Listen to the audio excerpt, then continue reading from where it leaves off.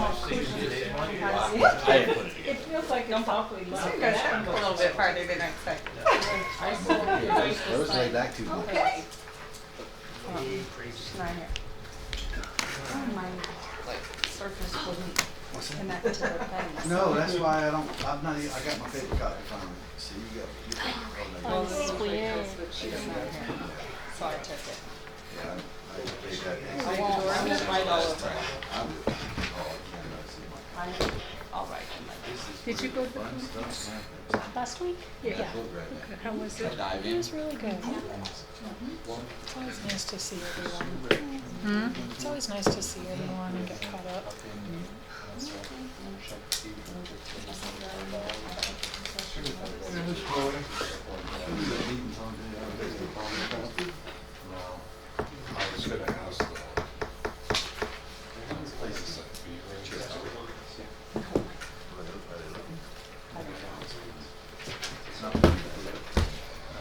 So, Carolyn, Yes. so NetCom has a chaplain.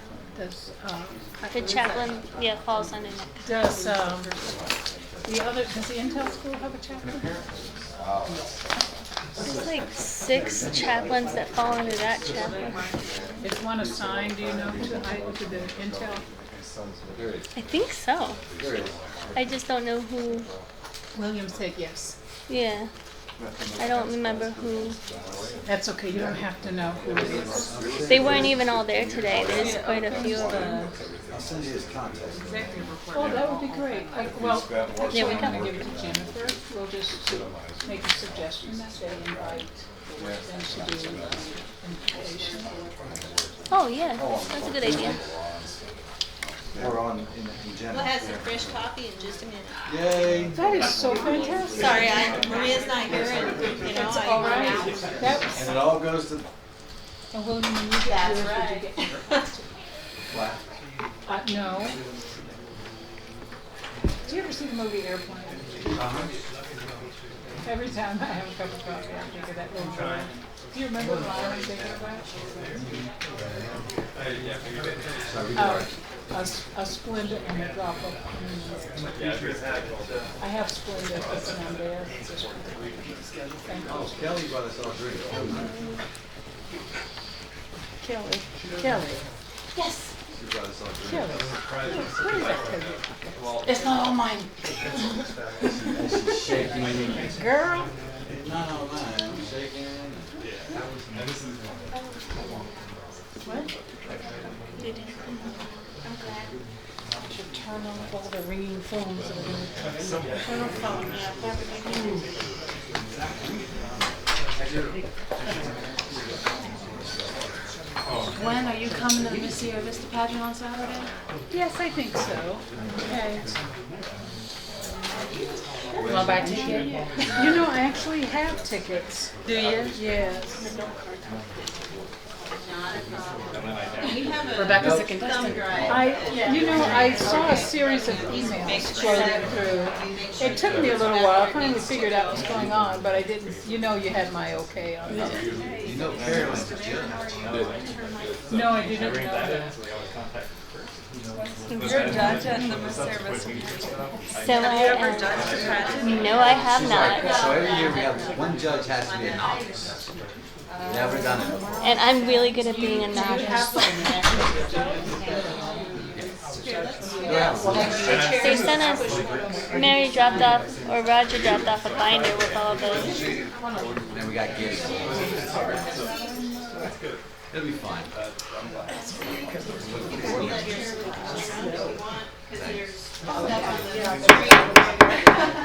Good afternoon. I'm gonna go. Have we got all the audio and stuff? Tape? Yes, Running? Lisa is Okay. running that. All right. Good afternoon. I'll call the Sierra Vista City Council work session for July 23 to order. I will share with you that the Mayor Pro Tem called me and said she had on Monday she had some issues with her ankle being swollen, so she may not make it today. So we'll see if she shows. The first item on the agenda is for discussion is the meeting for the 25th. So As we go down, obviously, we have the call to order, roll call, invocation, pledge, awards and presentations, leisure and library service employees of the year. There she is, fine. We all set?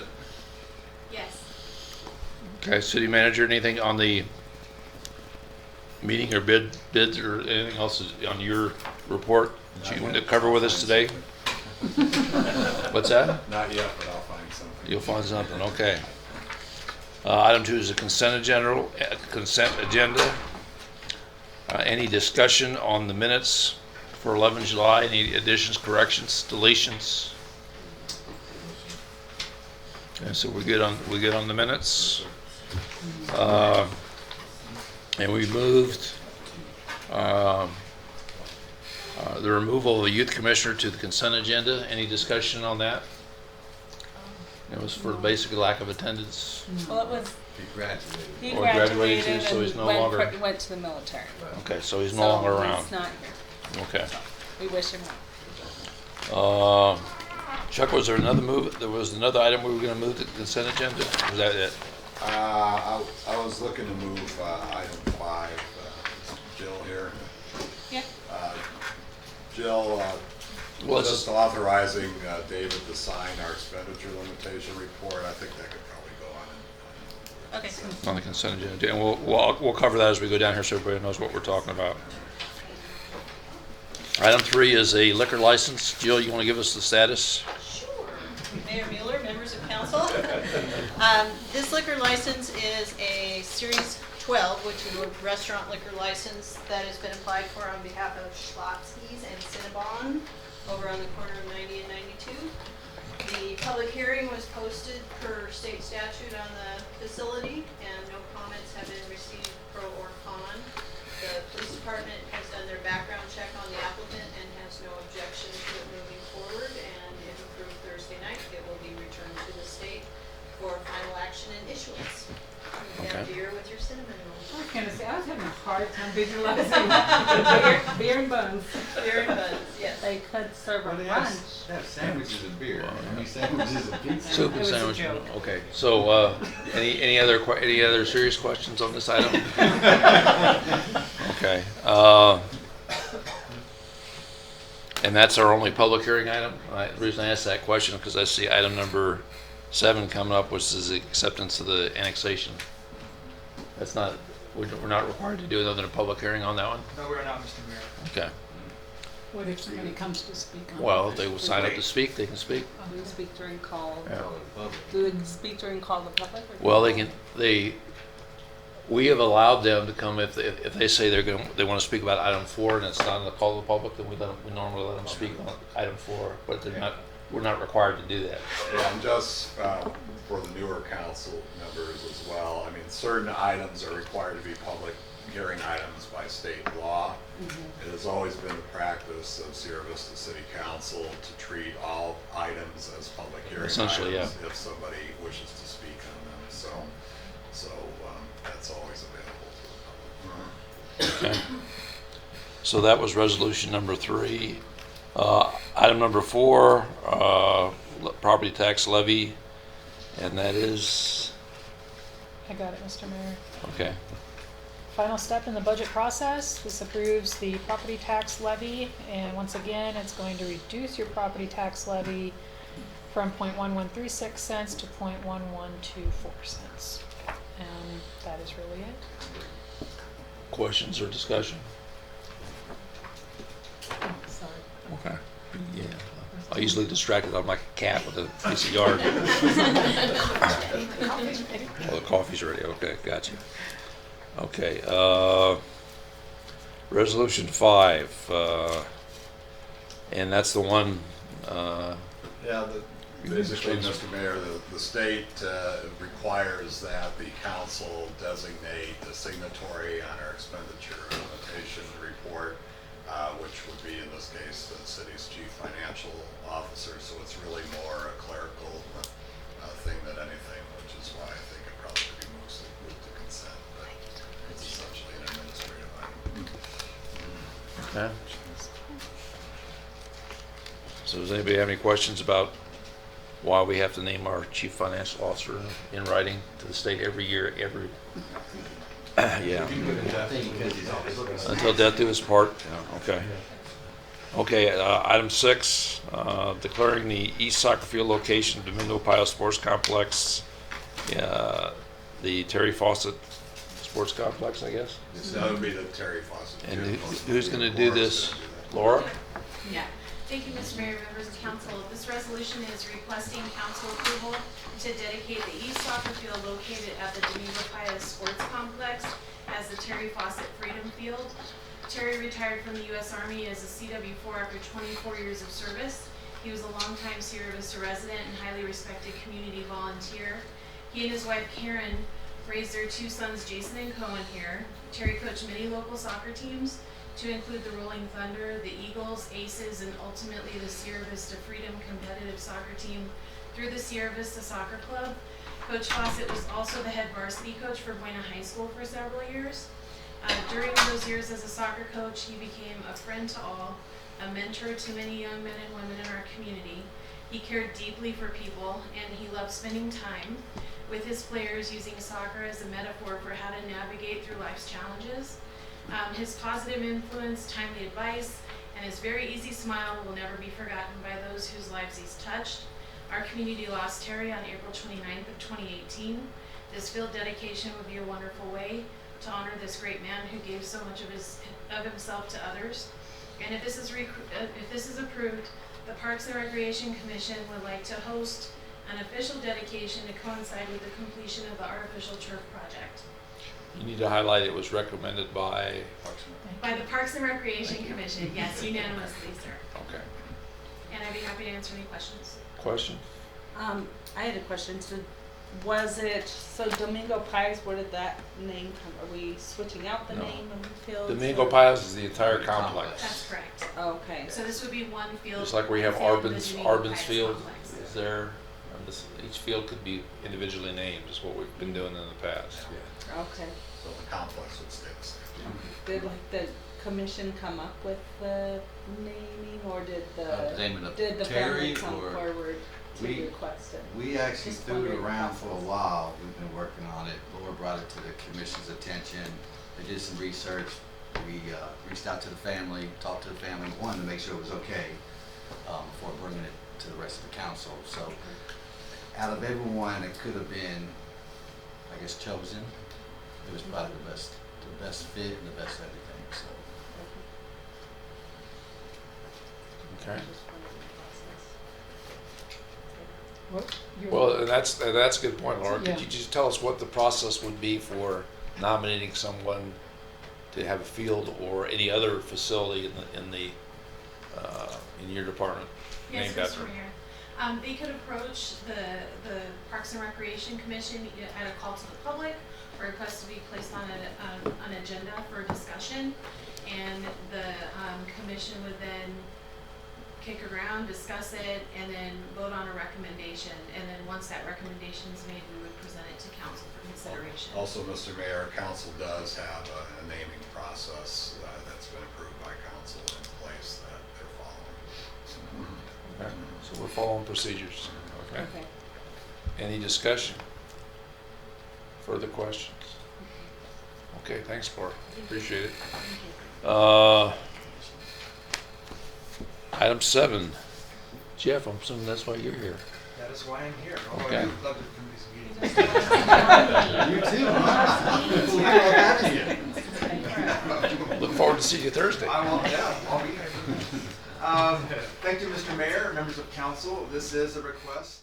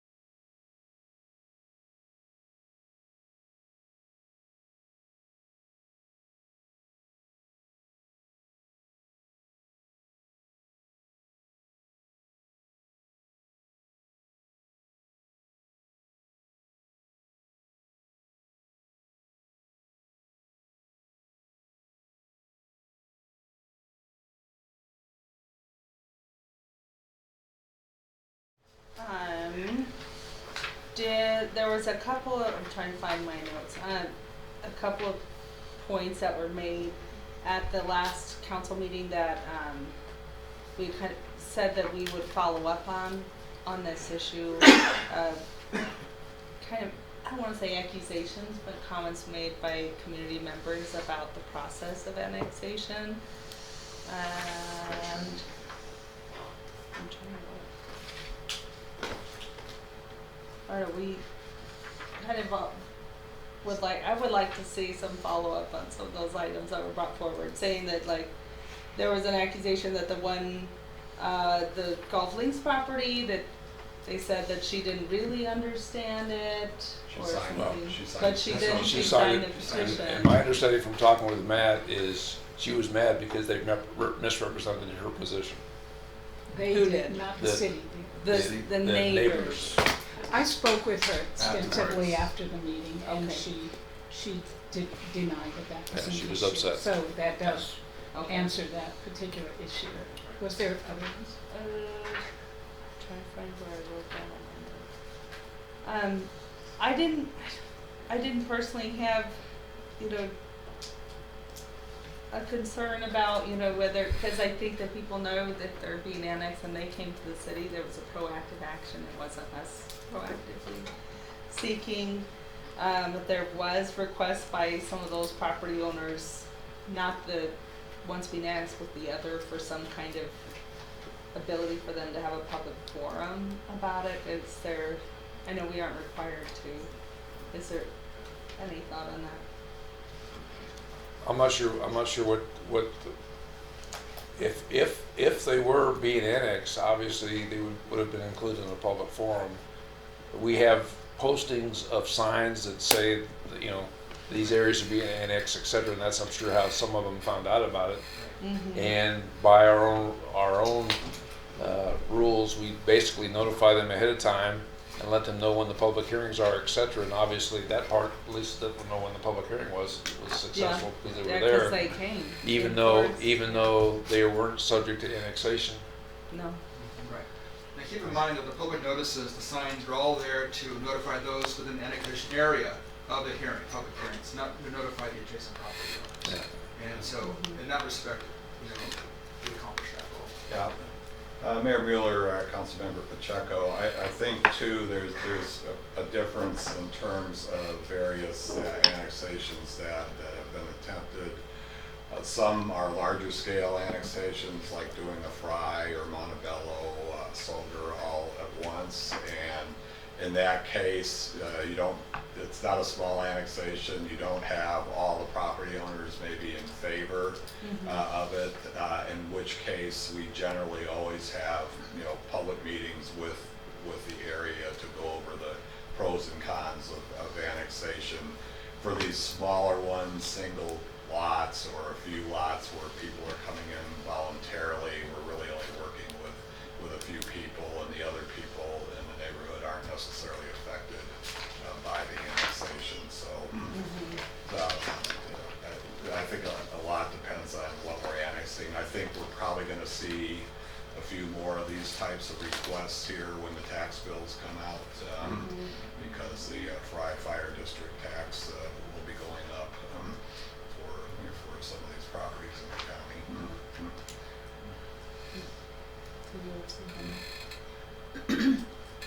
I would suggest too that if they come back to us, and because they had questions, they were afraid that we were wanting to annex all of them and somehow didn't quite get it, that this was only about those 4 homes.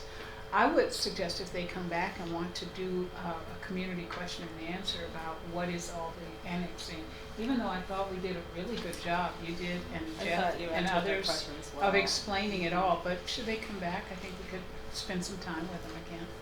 Well, should they come Matt? back, we could obviously answer questions and go through what actually our own procedures are. And I feel, after looking at it, and that's one thing I promised them I would do, I would check with Matt. After looking at that, we followed the procedures that we were supposed to follow, and based on the personalities involved and who dealt with the neighbors, there was no hard sale, there was no twisting of arms. because the personalities of the two people that were involved are not. You're not on sisters. They're not. They don't do that. In fact, I'm surprised. In one case that they're not so shy as they couldn't discuss the issue one-on-one with the homeowner. So neither one of them are threatening.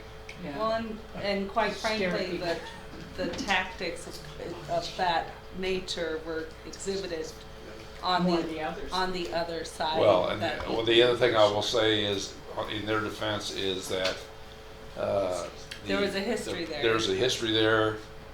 Were things that were done, and that's why we put in a plan on and basically made it officially that this is the way we're going to operate, rather than coming in and twisting, because Chuck's predecessor, one of Chuck's predecessors, was known for pulling some I won't say shenanigans, but he was Used hard interesting nosed. tactics. Yeah, using tactics that were not probably the best interest of the city, and obviously from the comments, some of the comments, long-term interest of the city. And they Yeah, They held a they even grudge for that. predated me. Yeah. So That was before I was born. That's a long time ago. It was before I was born. Moving right along. Okay. I was like, I was in grade school. I wasn't born. I'd like to make one more comment though about, the council does have an annexation policy. It focuses on enclaves. That's why the attempt to go for Fry, there's a lot of reasons to try and, annex the town site beyond just, annexation. In general, residential annexations are losers financially for the city. We don't gain, much in terms of property tax or state shared revenue from small Population. residential annexations or sales tax for that matter, because there's no businesses involved. So we really want to focus on people that want to be part of the city when we annex residential areas, and I would much rather they voluntarily came in like this as opposed to spending a lot of staff time working on areas that, the results may not turn out the way we'd like them to. Any other discussion on this item? Okay, then we'll move on. We got the comments and call the public comments and requests of council in the adjournment. So we'll now go on to item number item B, 2B on today's agenda, which is the social service presentation by NAMI. Welcome back. Thank you. Mayor Mueller, council members, city staff, and members of the public. My name is Kelly Norris. I'm the executive director for NAMI, which is the National Alliance on Mental Illness. Our office here in Sierra Vista serves Cochise County, Grand Greenland, and Santa Cruz counties. We get no federal funding, no state funding. Everything we do is through grants, fundraisers, and donations. And we are always looking for volunteers, as I am the only employee. So the thing we're coming here to do, present for you guys today, is called In Our Own Voice. It's a presentation that we do in local businesses and groups to try to break down the stigma surrounding mental illness and working with somebody who has a mental health condition. So we're going to do it. It's a two-part, well, technically it's 3 parts. There's some videos and then some live interaction. And we're going to start with our first video on In Our Own Voice.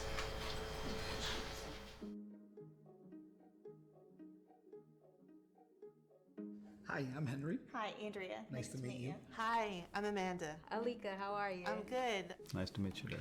It's a pleasure. Hi, I'm Alex. Hey Alex, I'm Doug. Nice to meet you. Just a little bit about myself. I'm a graphic designer and I work for a nonprofit. I have a little baby boy who's almost a year old. I have 2 children and they're not babies. I have a 15-year-old daughter and a 17-year-old son. I actually went to medical school when I was 15 in India and started practicing in the United States. I got married and had the 3 most beautiful children that one can ever imagine. Raised my family, and then around age 40, my friends convinced me to go to college. So I did, and became a social worker. I have a brother.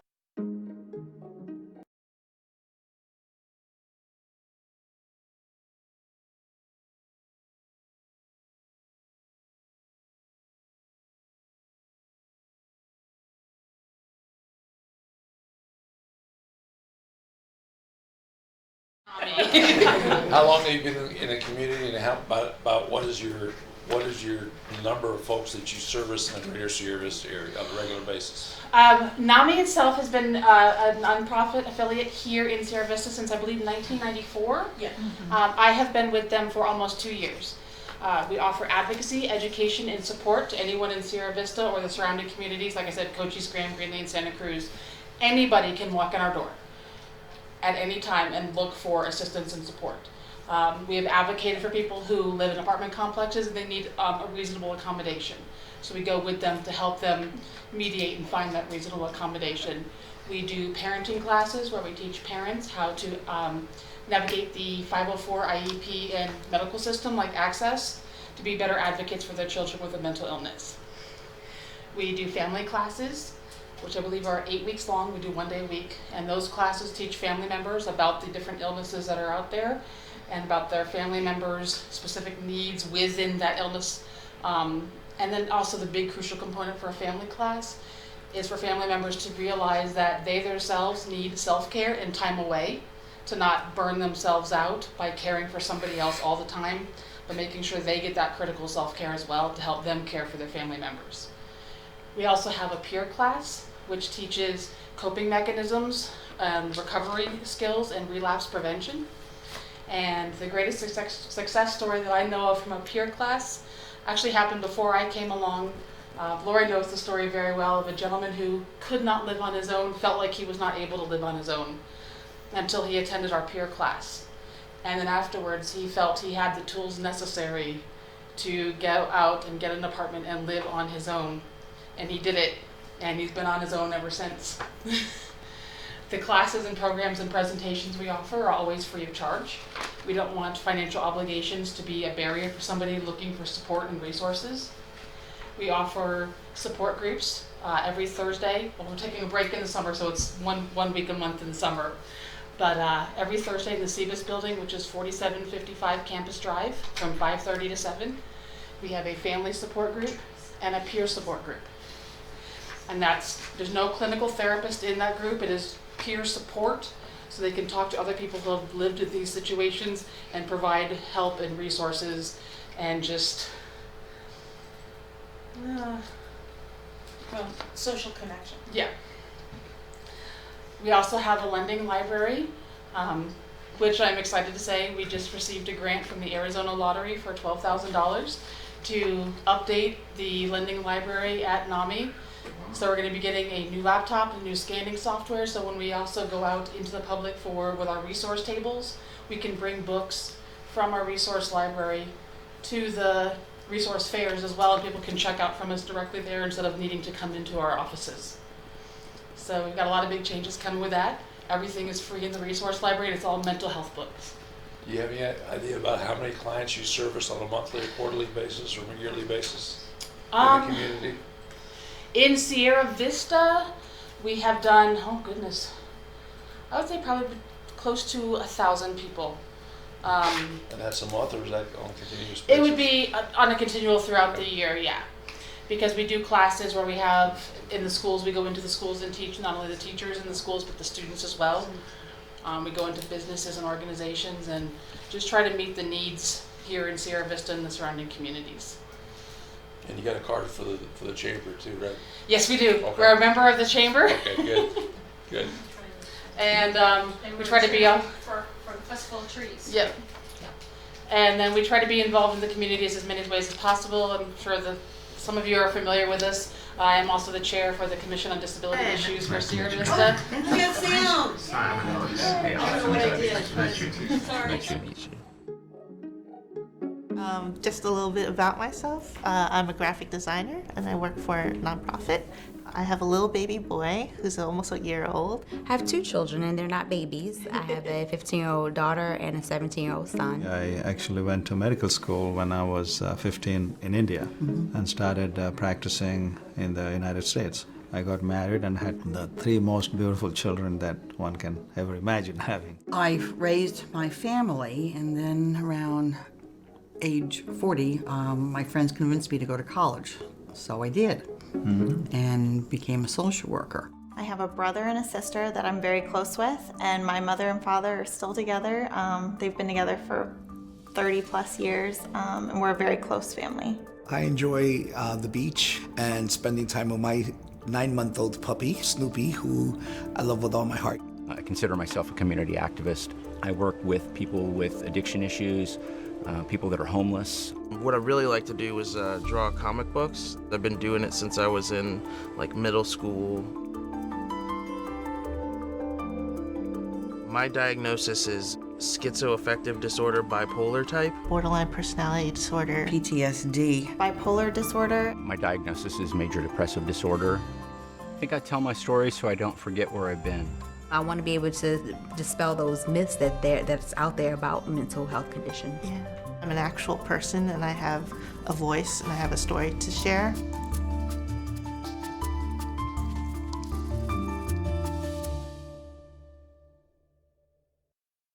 I started having symptoms of depression.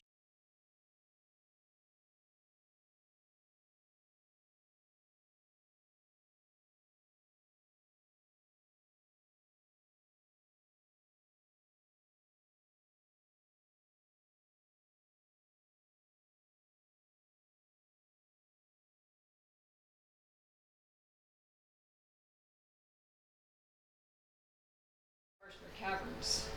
For a while, I was a park ranger out there leading tours because I'm a caver. That's one of my passions is caving and mountain biking, anything where I get to move. You know. So I love it here in Sierra Vista. So thank you to all of you and your efforts, because I absolutely love it. I love it. Bike paths are awesome, by the way. Build more.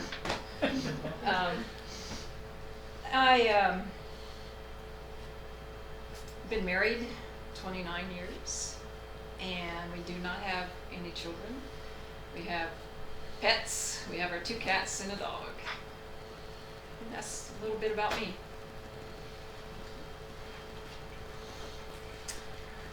Good afternoon. Good afternoon. My name is Lori Shuckman, and I moved here almost 5 years ago from the East Coast. I was born and raised in Brooklyn, New York. So coming out here was quite a culture shock, and it took some time to get used to. I volunteered with NAMI for about 4 years now, and like Brenda, I'm into animals. I have a rescue cat. His name is Mr. Tibbs, and he's my buddy. And I've never been married. I don't have any children, but I am a retired school psychologist, who worked in the city, and I spent 15 years of that working in the high schools with teenagers. I have nieces and nephews and grandnieces and nephews that I'm close to, and I love to read. That's my favorite thing. In fact, I was on the bus this morning before I came here, and I had my book out, and somebody across the aisle went, "Hey, you mean you read?" I was like, I like to watch funny programs. I'm big on comedy, movies, shows. I also am kind of a big kid. I love Disney movies. And I prefer happy endings. Don't take me to a horror movie or something that's going to have a sad ending. I'd rather watch a Hallmark movie and have the happy ending.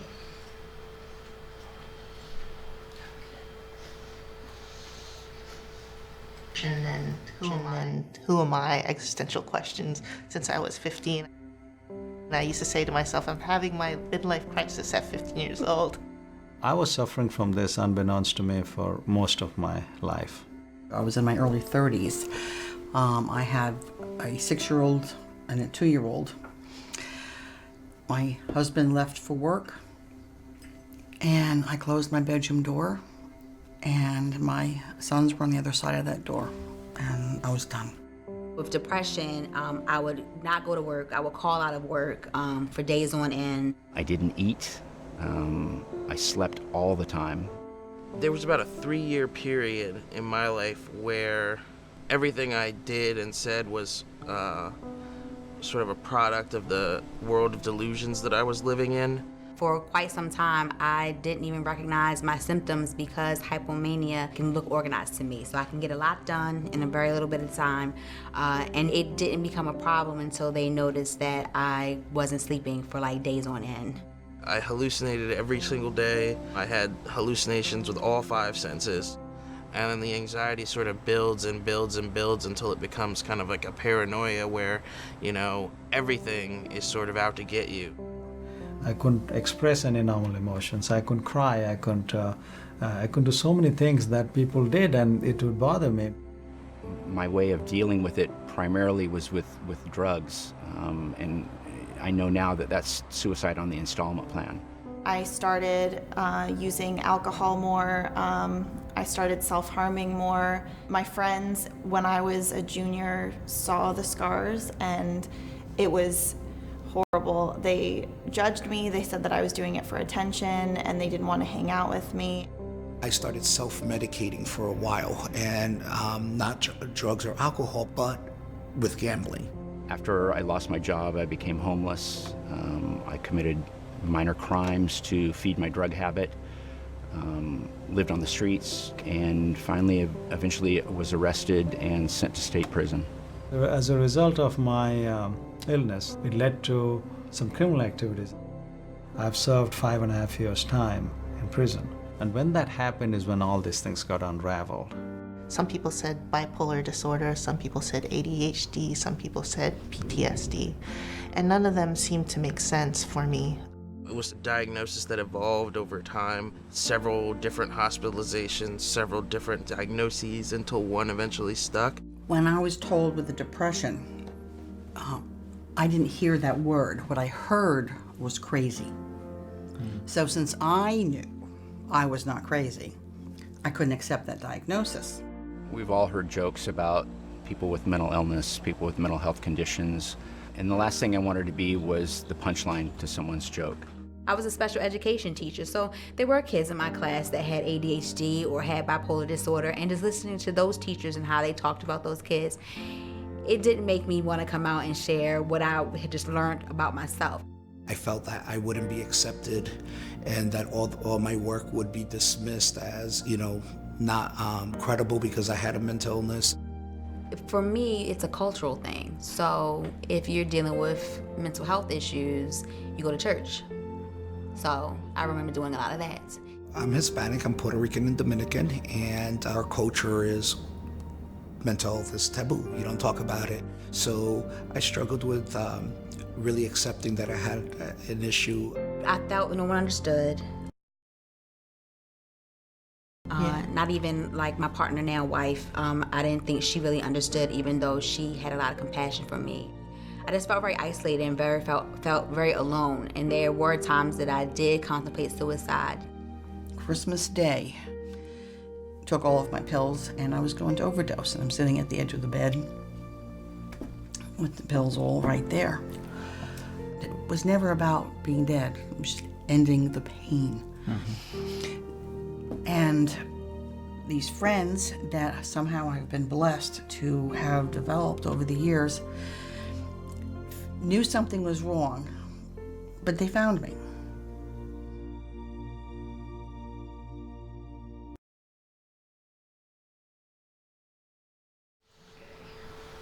So, my story on mental health issues starts when I was in my 20s, and I was diagnosed with severe depression. After I graduated from college, I also played college basketball. It was about a 3 or 4 year stint, and I had a lot of different treatments, but I got better.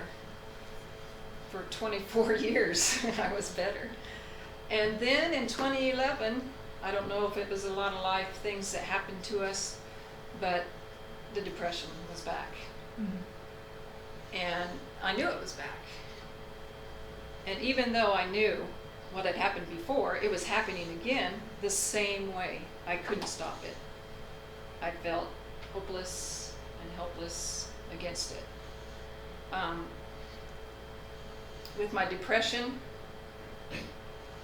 it's feelings of hopelessness, worthlessness, self-hate, I turn into this different Brenda. Because I'm usually outgoing and ready to, live life. But I turn into this different person. And that self-hate is just really, really, really thick. I also have suicidal ideation, where I can't stop thinking about suicide and wanting to die, wanting to be away, wanting to be gone, wanting it to be over. I ended up in the hospital many times, and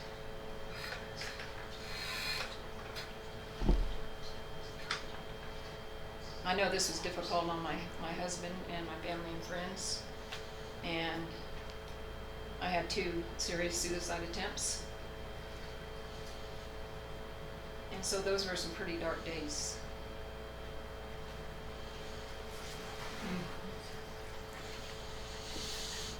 I don't remember a time when I didn't feel anxious, worried, or overstressed. There just is no memory that isn't attached to one of those things. My mother died when I was young, and I was left with a younger sibling to raise, and an abusive dad. I believe I had symptoms much earlier in my life than other people accounted for, because my father didn't believe in counseling or anything related to that.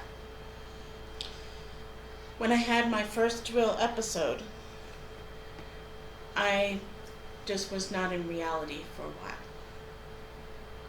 I've had several diagnoses, 3 to be exact.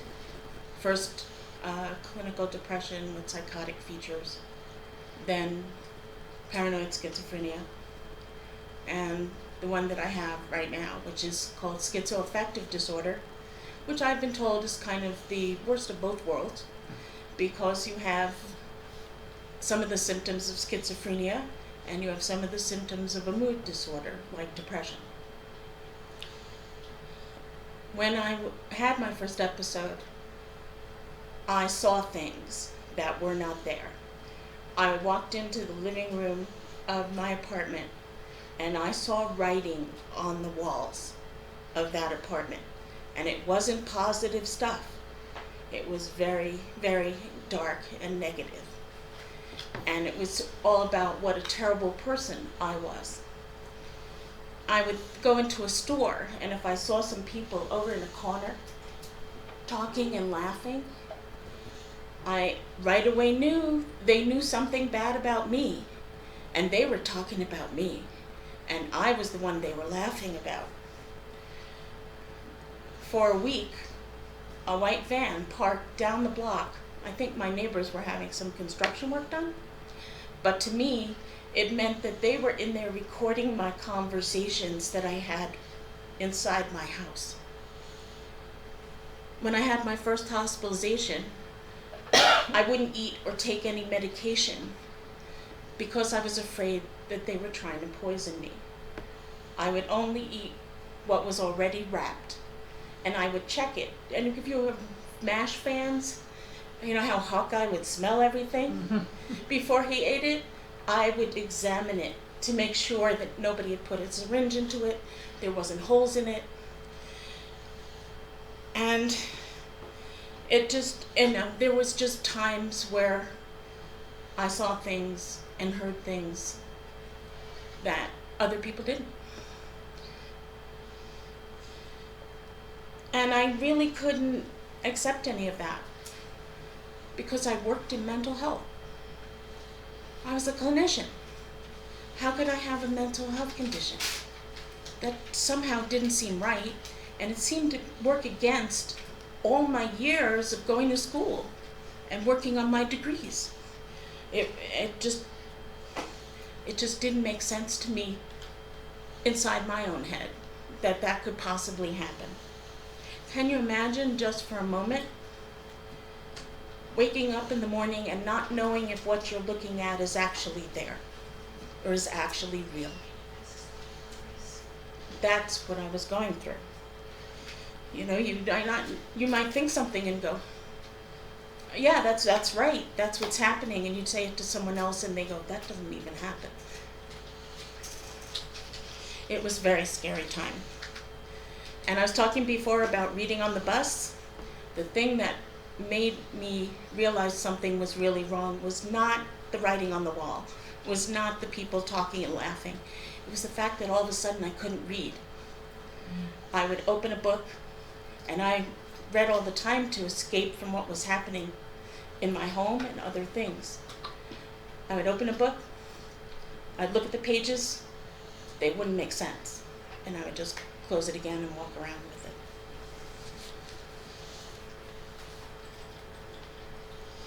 Did about 18 months.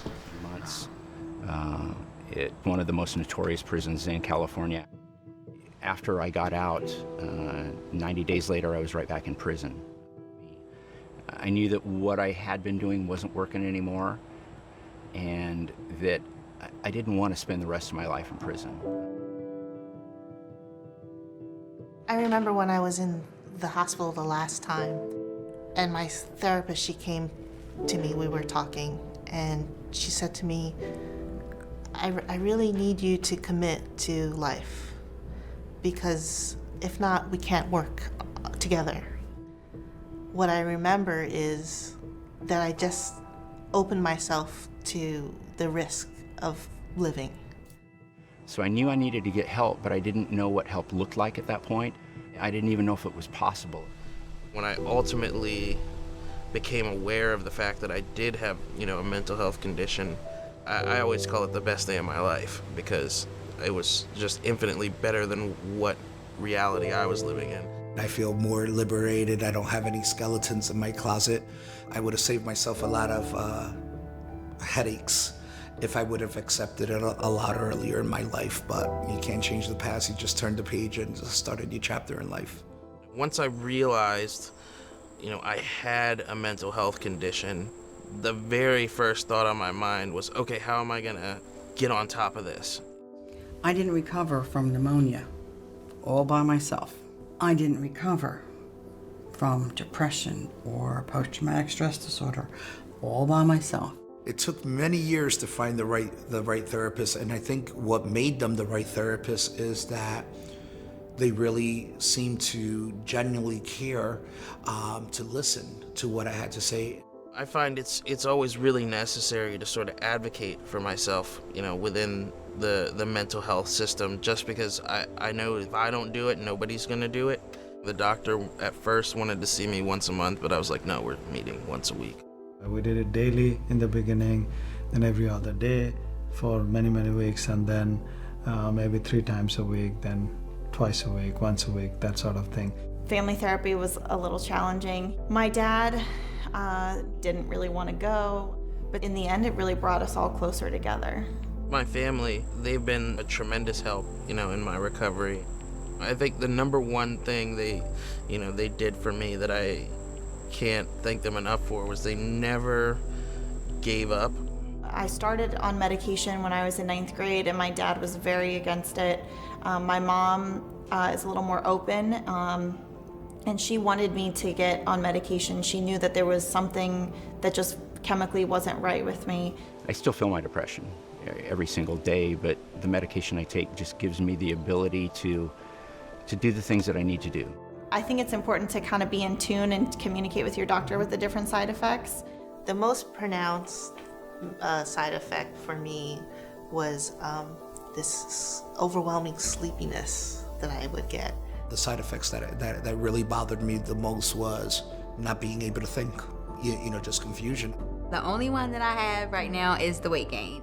Here's the compromise. I think I'm still cute. So. Yes, you are. I think the one thing that I've learned is that recovery is an ongoing process. You don't just start taking a magic pill and get better, or find the right therapist and get better. You have to work at it every day. It's important for me to keep up the routines that I do, even when I'm doing really, really well. That just kind of reinforces my path to wellness. It's very important for me to have things organized, written down, in a calendar somewhere so I know what I'm doing at what time. I realize how much better I function during the day with a full night's sleep. My grandkids, my family, my friends, can't get enough of them. Positive self-talk, that's something I practice often for my recovery. If I ever feel myself getting stressed, anxious about something, I'll say, I got this, I got this. Nothing can take away your peace. I also do go to the gym, and I do hot yoga. I love hot yoga, I really do. It's very therapeutic. I didn't even realize I was spiritual before. But what it has done now actually has played a huge part in my recovery process. Doing things like, regular meditation kept my mind clear enough for me to be able to pay close attention to what was going on. Mindfulness is all about awareness, being aware of the present moment. And that has helped me in not only accepting but also leading a meaningful life. Some of the compromises I've had to make as with my recovery is that I've had to cut back on my alcohol use. I'm not afraid to tell friends when I go out anymore, hey, you're not drinking knobs, I'm on medication. Yeah. I don't have to tell them what meds. It's no sweat off my back not to have a drink. It's actually save money that way. Yeah, that's true. When I was incarcerated, they served bologna sandwiches like almost every single day. And when somebody offers me or suggests that I go someplace that I know will get me in trouble, I usually just say that'll lead to a bologna sandwich. And I haven't had a bologna sandwich in over 10 years. Yeah. And trying to never eat another bologna sandwich for the rest of my life. Those are the worst. Yeah.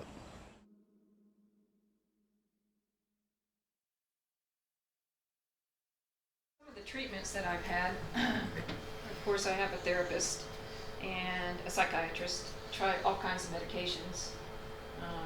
Pretty well treatment resistant for most of those medications. But I was very blessed that I didn't have side effects from them, like some people do. Still trying some. There's a few that help. I was so suicidal that I had ECT. Does anybody know what that is? Yeah. Electroconvulsive therapy. Had those in Tucson. 18 treatments, which is quite a few. And that's where they put electric waves through your head in hopes of maybe, stirring things up, and hopefully it'll come back better than it was. It was a very difficult time because I couldn't remember things. There was a portion of time I couldn't even remember how to get out of a seatbelt. I didn't know how to do laundry. And so the ECT treatments, I think down the road they helped me, but it was like 6 or 7 or 8 months down the road where I saw some benefit from those treatments. What else have I done? I still have dark days. And like you heard some of these people in the video explain, with a mental health issue is something that I need to deal with every day, almost every minute. Because one of my problems is that I get negative thoughts in my head that aren't really true. I'm telling myself negative things about myself, and then I start to believe them. And so I have to catch those negative thoughts. And then I can turn them around most of the time. If I can't turn them around, then we go deeper and deeper. But there's also a treatment out there, ketamine. Has anybody heard of that? Mm-hmm. And that's an anesthetic that mainly veterinarians use, and we used in our animal hospital for cats especially. It was good for cats. I've had that treatment. It's an IV, and it basically just, I would say, clears your mind, kind of. Makes you very relaxed. You don't have any concerns or worries or anything. I mean, it feels really good, actually. I want one of those. Yeah, I'm telling you, it feels really good. Now, whether it's going to last, we're still waiting to see. But it has helped initially. It really has. So I manage this depression mainly by having a routine.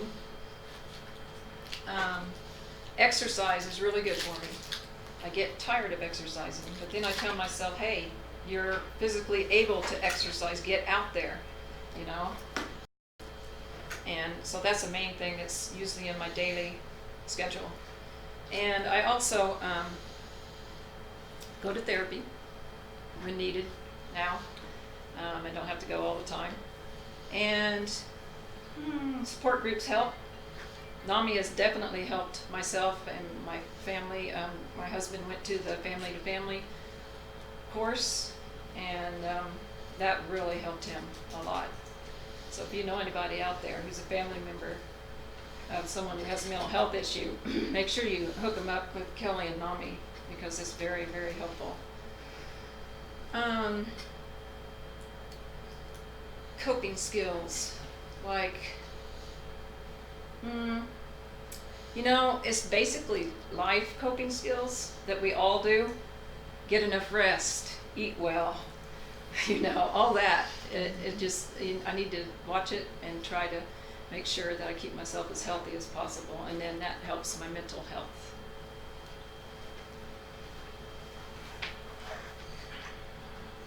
It took me about 5 years, but once I accepted my diagnosis, I was able to start treatment on it. I did have 3 hospitalizations for it, but by the time I finished the 3rd one, I was ready to accept the fact that I needed help.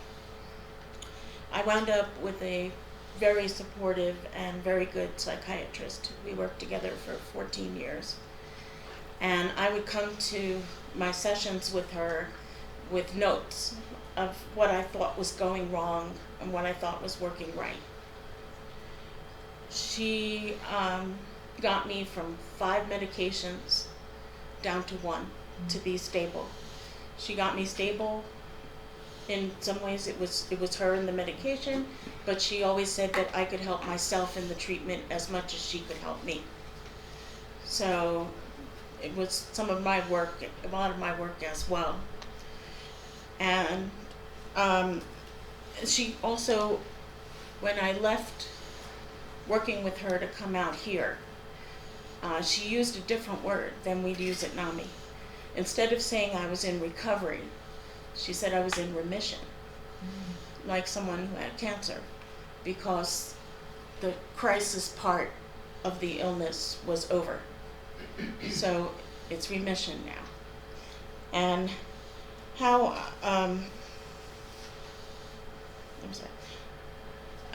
So like I said, I'm down to 1 medication. Unfortunately, like the woman said there, the one I'm on, leaking, has a side effect, and it's very hard to battle because it does make you hungrier. I have a number of supportive friends, several of whom I've known for 30 years or more, back on the East Coast, who helped me a lot. Some of them still work and some of them have retired from working in mental health. And when I get off track and start having some symptoms, they pick up on it because they know me so well very quickly. They could even tell from the tone of my voice when I'm on the other end of the phone with them, and they kind of help me get back on track. And then I also had group therapy and individual therapy for years. I'm still in touch with some of the ladies from one of my group therapies, and we all kind of contact each other when things aren't going well and when things are going well, and give each other support, because we sat in so many sessions together and talked about our lives that we really know each other really well. I have supportive family, and I've made friends here who are very supportive of me as well, and my NAMI family helps as well. And I have at times to do something called grounding or reality checks. I have to sometimes bounce off of someone else to find out if I'm sliding towards some thinking that's closer to a hallucination, to keep me from doing that. Brenda talked about some of it. I try to eat healthy. I'm now what's called a pescatarian. I eat fish It's not a religion. I eat fish and not really meat. But I, try to eat enough protein and stuff. Like I said, side effects of the meds, it doesn't help all the time. And I try to stick around positive people. Because no matter how well you're doing with your mental illness, if you're around people who are going to be negative towards you, you're going to have symptoms because you're just not going to feel good about yourself. So those symptoms that happen when you don't feel good about yourself are going to come out. I do something called mindfulness. It's something that's become very popular. We do it in our NAMI peer class. It's just being in the moment, not thinking about the future, not thinking about the past, but it's like sitting outside and just enjoying the smell of the flowers or the trees or what's happening around you. And I have one nephew in particular who's on the East Coast, who I can call at any time if I'm having symptoms, because he is able to tell me what I need to hear to counteract the negativity that's going on in my brain.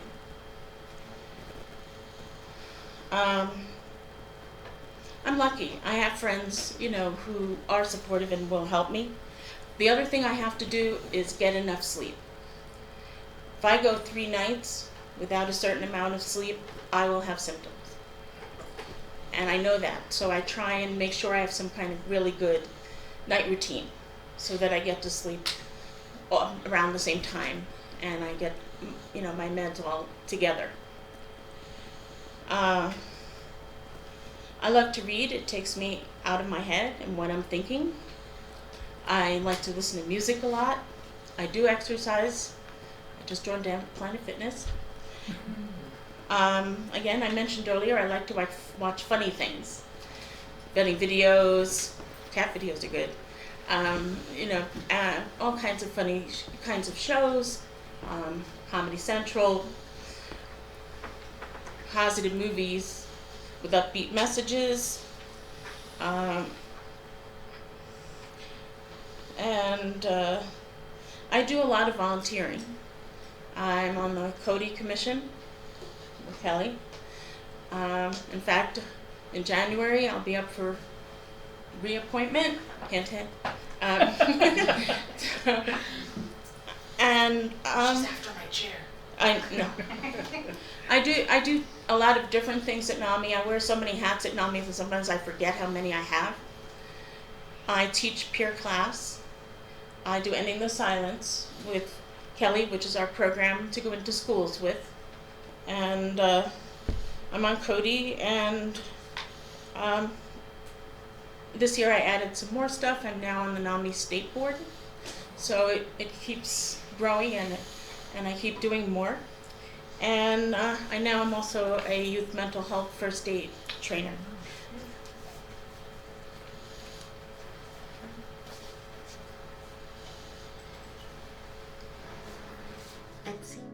It seems like my journey has been a bit of a roller coaster ride where I've accepted and I've recovered and then I've relapsed and I've accepted and recovered and relapsed, and now I find myself in probably the best place I've been in a really long time. Success with a mental health condition can really be just about anything you make of it. Success started off in baby steps. That's how I've redefined it, because it used to be getting out of bed was a success. Taking my medication 7 days in a row was a success. It started off small. When I started this process, I didn't have a lot to be proud of. And now, man, there's so much to be proud of.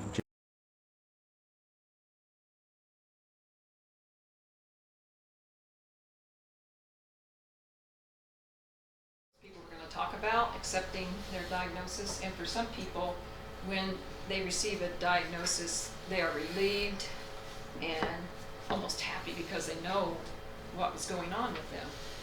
But for me, acceptance was very difficult. I already knew I had depression and I had a mental health issue. And so it was really hard for me to accept that I was going to be like this, that I was like this. I couldn't be like this. What is this? I don't want to deal with this.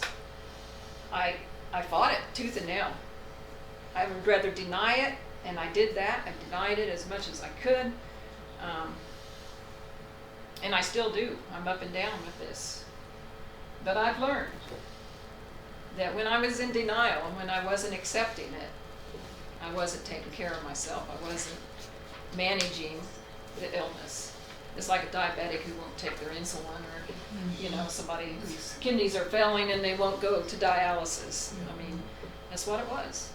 And so I needed to take responsibility for my mental health.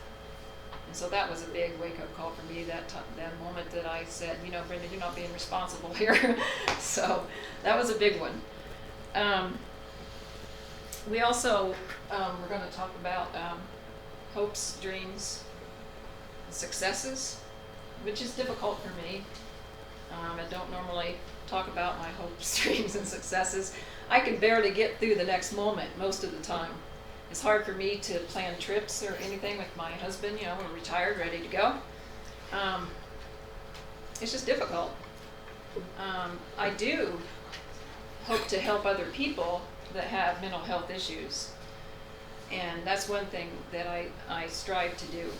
And I would hope that each of you, if you ever come into contact with someone who's having a mental health crisis, or if they have a mental health issue, that you would have compassion and understanding, because they're probably doing the best they can at that moment. I also actually would like to chase some waterfalls.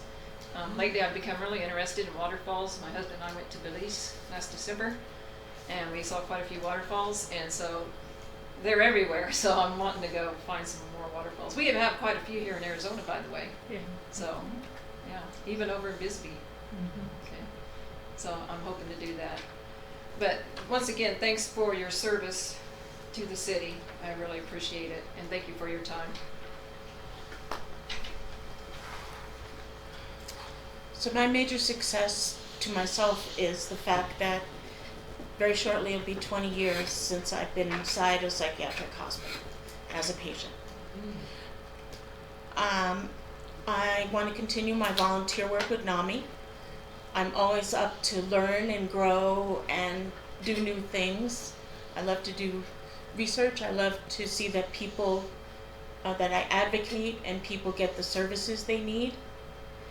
I want to be able to see my grandnieces and nephews grow up and be a part of their life. And I also this is kind of a dream. I've been spending a couple of years writing a book, a kind of memoir of my journey through my illness.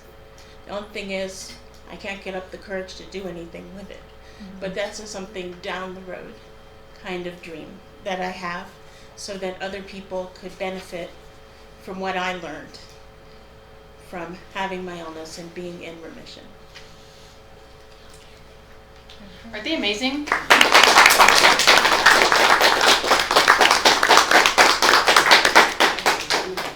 So thank you so much for letting us come in and letting them share their stories about what their life has been like and their mental illnesses, and sharing with you their hopes and dreams for the future and how they love to work and interact with society and all of our groups here and organizations here in Sierra Vista.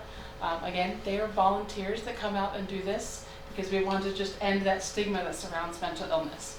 And I am the only employee, so I am always looking for other volunteers to come in and help. I've got Brenda and Lori here, and as some of you know, actually Rebecca is a volunteer. She does our youth programs, and she's a youth mental health first aid trainer as well. So if anyone's interested in looking for volunteer hours and ways to support the community, we'd love to have you. Does anyone have any questions? Questions? You have questions for us? And thank you so much. So thank you for your presentation. We appreciate your interest in what you do for the city and our citizens. So thank you. Thank you. Thanks for being here, sharing with us today.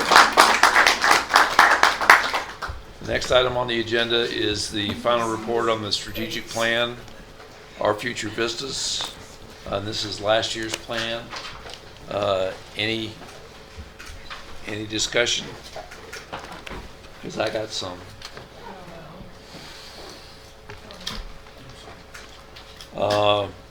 One of the key things for me, and this I'm going to probably talk more than I needed to be because we got 3 new members on the council, and I just want you to understand how things have worked in the past. When this comes out, a couple things happen. One is the key on this program is the verbiage, the first couple words in the sentence, and I'll go down to item number 2. It says, analyze and evaluate ways in which we maximize the city's airport. So analyze and evaluate, and essentially that's what we've done. But when that's completed, we need to see, does that fit in the work program of somebody within the city staff to ensure that we're continuing to work about attracting businesses, etc., and evaluating the impact that could have on the economic strategies. And of course, Tony has picked that up. So those first 2 I think are done.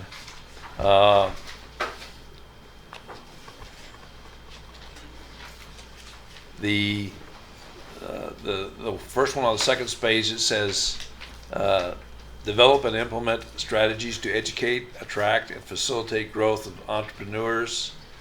And it says it's scheduled for completion in August of 19.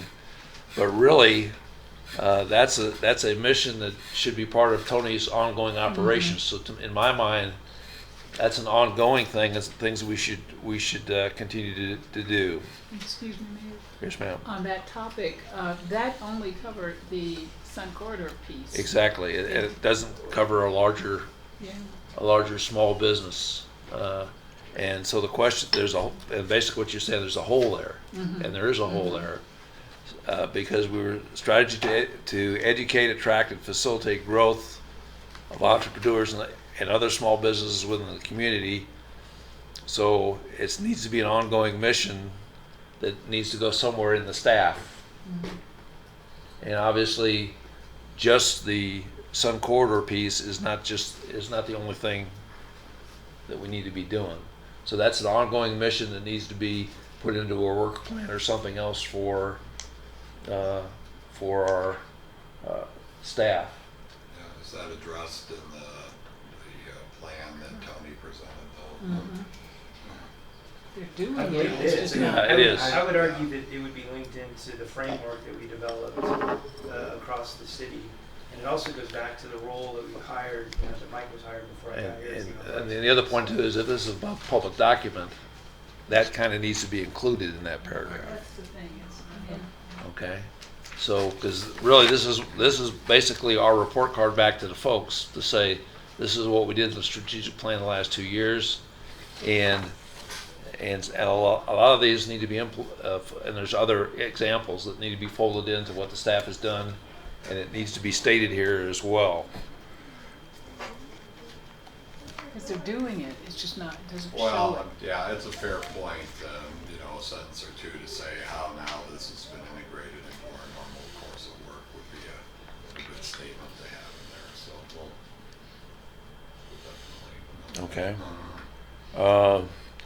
definitely. When you go down to the bottom of page 2, it says review and update the city's economic development framework to ensure whatever, and it says it's complete. But again, this is something that should be ongoing. We got the 6 bullets there that say where the areas are. That should be in your report, and I didn't double check to see if it was in your report in the city managers. But those 6 bullets, what you've accomplished there, needs to be periodically put in that as well, so we know what's up to update. But again, that's something that's not complete. Some of those will probably never be complete because they're ongoing work that we have to do. And another example is the next bullet is to develop and implement a comprehensive strategy to promote infill and adaptive reuse for vacant commercial properties. It says complete, but actually it's ongoing. There's a number of things that we are doing to develop the 23 acres or 29 acres in the airport and those kind of things. So I kind of disagree with some of the things that are in here. And other things that are in there are page 4. again, it says, the first item says complete. It's the transit service focus on the needs of public transportation. That's something, again, that's ongoing, that should be folded into the regular routine of the transit planners. Reduce obsolete and unnecessary code provisions. It's ongoing, which is correct, but it primarily talks about what's going on in the planning and zoning and other things, but I know we've looked at other regulations and policies and procedures as well, and that's not accounted for in there is in addition. So you've done work that you're not taking credit for that in my mind fits under that. Environmental leadership. Again, that's going to be an ongoing thing, and it gets back to the thing is a number of the things with the EOP and the water and the I'm trying to think what's the company that we're doing the Schneider. Again, that needs to be, there needs to be some, well, it talks about Schneider Electric, but again, it needs to be an ongoing process, not a completed process. An example of things that need to be folded into normal things is the one that says on page 6, using roadway condition assessment data to develop a comprehensive pavement maintenance plan for the city and maximize efficiency and identify findings, etc. And although the study that has been complete, it does address future tasks under this objective, including the development of a 5-year street maintenance program based on funding available. And to me, that's a key example of what we need to do with some of the other things. We need to say, what's the next step? Even though we've completed what was specifically said in the strategic plan, what's the next step? And is that being programmed in the work plan of in this case, the Public Works Department? I think when you look at the strategic plan, based on these comments, every 2 years we get a work program from the council basically, and a lot of them are initiatives or areas that you want to see focus in. Some are projects that may have a definite end, and others are things, we haven't really talked about water much, in this strategic plan, or in the next one for that matter, yet it is something we have to work on a continuous basis. Time. So I think it's important for the council to set those initiatives. It's really just up to us to say, okay, this is what we did to get to this point. Now here's where it is in terms of our.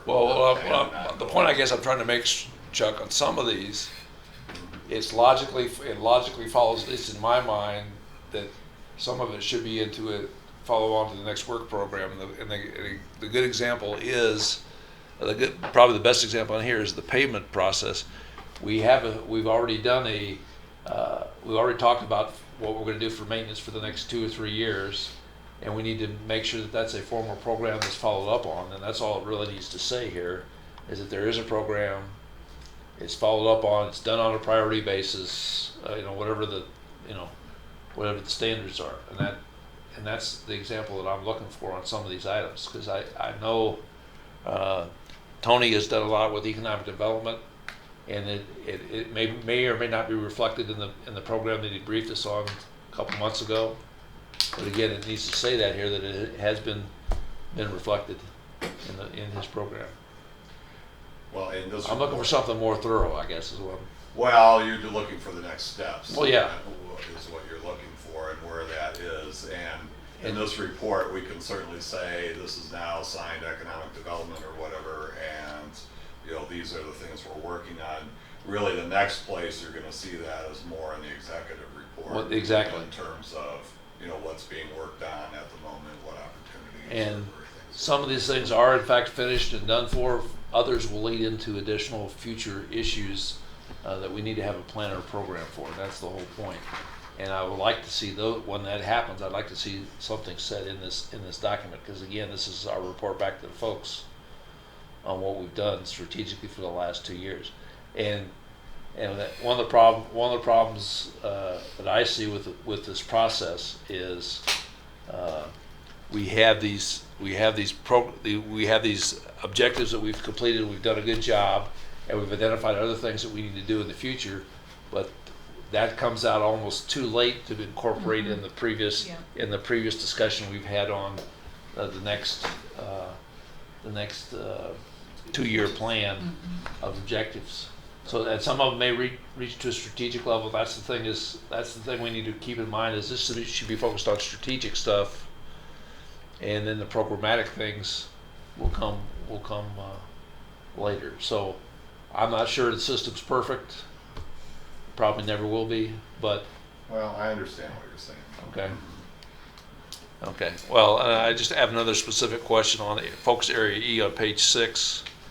We're talking about identify ambassadors and champions within county enclaves to help measure annexation, etc.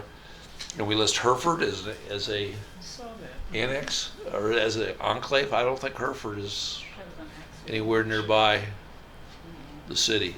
That's bottom of page 6, the second to last word. I think that needs to be taken out. Somebody will pick up on that.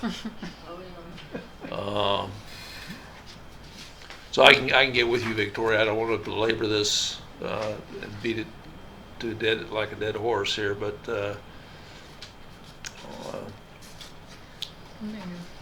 Yeah. On this too. I agree with what you're saying about this.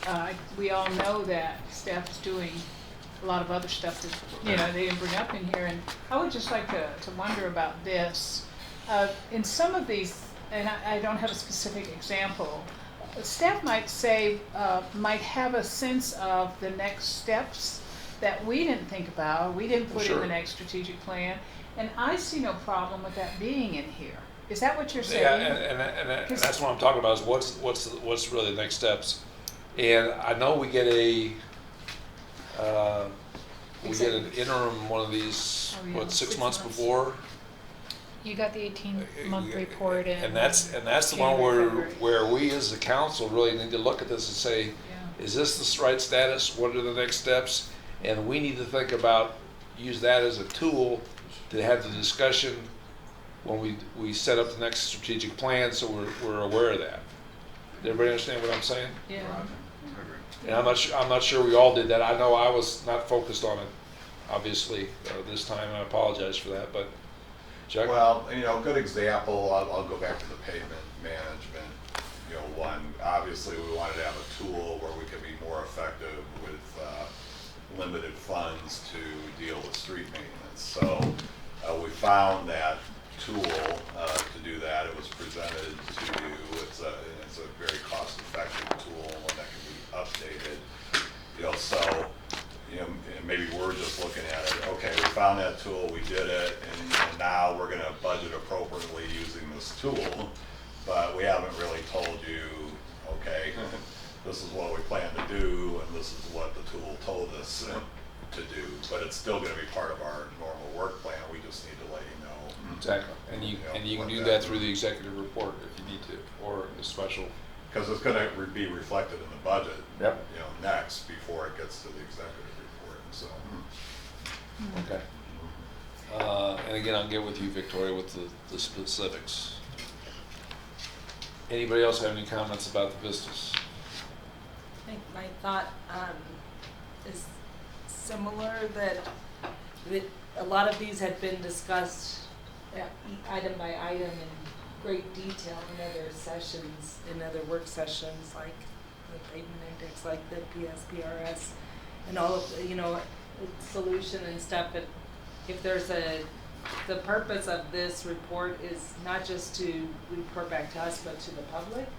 If there's an online, you can link that presentation or whatever from that meeting, because it's almost like it's an index of all that's been done in the last 2 years, and it has been done. Like we devoted a whole work session to some of these items, and so that material's already there. You don't have to recreate. Actually, that's a pretty good idea. It's like, you don't have to rewrite everything in here. You I've already had did meetings it. on almost every one of these You have. things, and it would be probably a good thing to link it to it. Yeah, just link it here. We talked about this meeting. Boom. If there's a digital, don't recreate the whole. I was concerned that when it says complete, that the public will think, well, okay, we're done. Well, that's part of my concern too. Is it's done and it's over with, but in fact, when you read it, there may be a couple of things that still need to be acted on, Or that's going on. other things ongoing in the future that needs to be reflected. And there's certain things, again, water, street maintenance, those kind of things. You know, those issues aren't really ever going to go away. Sure. So it's incumbent on us to continue to find ways to address those issues. But I think from the staff standpoint, you know, they understand that those are things they're going to be continually working on. It's the disconnect is, you know, reporting back to you guys on what's being done with them. So. Yes. It's really obvious, a heck of a lot of stuff going on in the last couple of years. Okay, so I'm getting older. Well, yeah, we're all getting older, Chuck. Okay. Okay, so. So what were we talking about? Anything else on that before we go to the executive report? Okay, executive report. Chuck? Okay. Main things, obviously, you know about the changes in leadership at the fire department. CCOM, Commander Heiser and Commander Ferris from the Sheriff's Office have taken over management now for a few months. I think CCOM is running pretty smoothly. We still have challenges with hiring. That's really one of the main things. And then some software issues that we're dependent on working with the county on. We're getting ready to start looking at a new director, so we're working on job descriptions for that.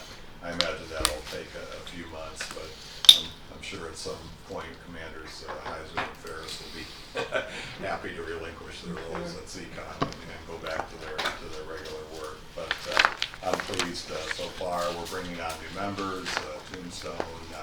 We're still working on Wilcox. Victoria just told me today that the Park Service, National Park Service, is now wanting to come on board. So membership continues and our little enterprise is growing. So those are all positive things. Talked a little bit about the law enforcement academy started. And Chief, how many are we going to have? We're going to have 4 officers in the new academy there. So that's going to be very fruitful to us. And you know, actually our police recruiting has been going a little better here recently. So that's very good news. What did you do to change it? What was the tactic? What do you think?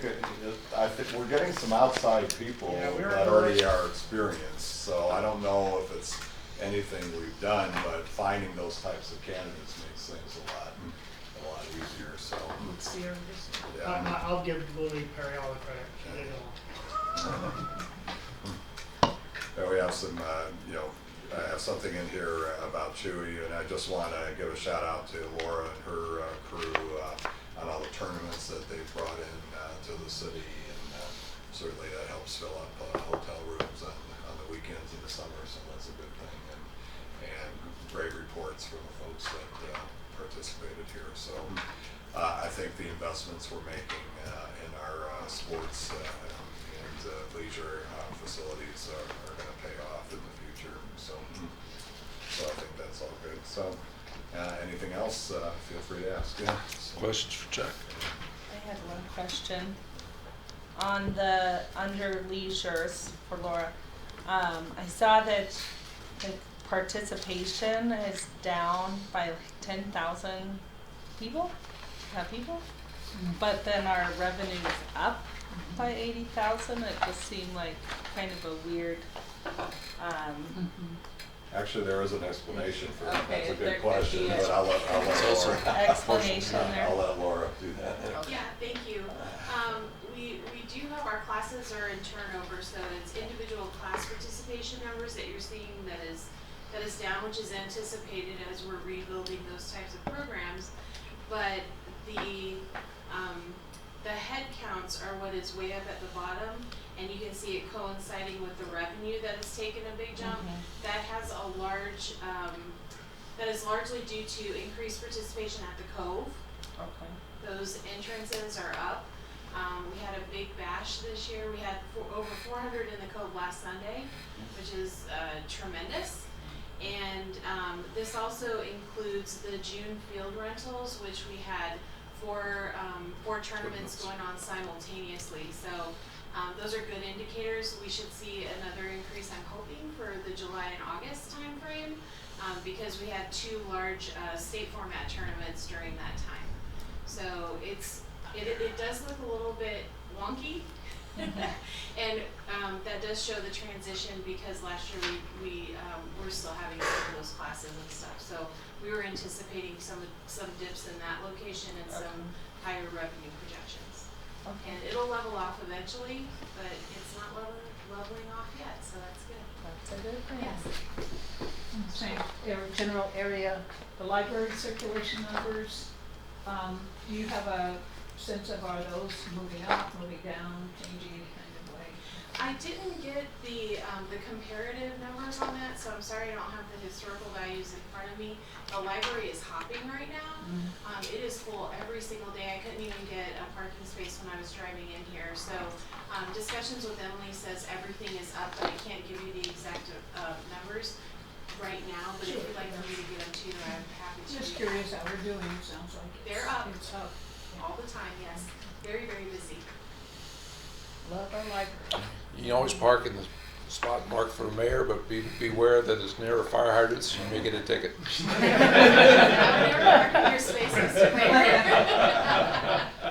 I do want to comment that, and this is a known fact, our Kids World program is not a babysitter.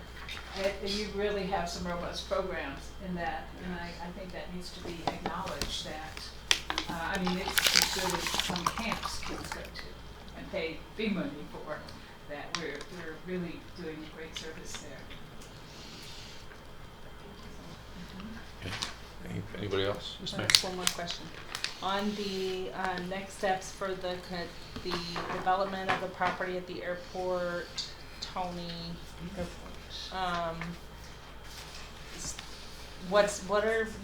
put out the RFI? I was just trying to understand what that was for. So this is for the engineering phase. So we've got the amount of dirt, we've done the survey, we've done the LiDAR. So I'm working with Donald right now. We've got one proposal. We have 3 show up for the construction walk. And the intent of that would be to do the construction estimate, utilities, and really the documents that we would need to level off the 11 to 13 acres and really set it for a buildable pad. So we're doing everything short of laying a pad and a hangar, but I need the dirt prepared to be able to go to market. So this step is the engineering work. So what effectively then I'll be able to come back to the city manager and ultimately you and say, here's the construction estimate to do all the utilities and flat work at the airport. So we meet every couple weeks, our economic development team, and discuss this pretty extensively yesterday, as a matter of fact. And basically, we have one bid in for the engineering. It's a little high, so we're trying to work that down right now, and then get the scope narrowed to what we really need to do. And then if I need to find a little extra money in attractions or whatever, because it's very important to have a buildable pad. I mean, if Tony brings a prospect out there and they see a hill, a prospect's gonna look at that and say, that's money. Yeah, I ain't paying for that. Yeah. Well, and the other piece is it's actually time. So this engineering work, the intent, assuming we go with it, we can work the plan. We would actually have the results in January. That will inform the next budget cycle as to what we will need to do for the utilities and the groundwork. So that's kind of the cycle that I was trying to get us set for next year. So if I can, next follow-up question to that is, can we provide that information to the commission, the airport commission? Sure. Yeah, I tried very poorly to relay some of that information, and it wasn't very good. It's okay. No, Yeah. So yeah, if it comes from you, it's probably smarter to sound. Okay.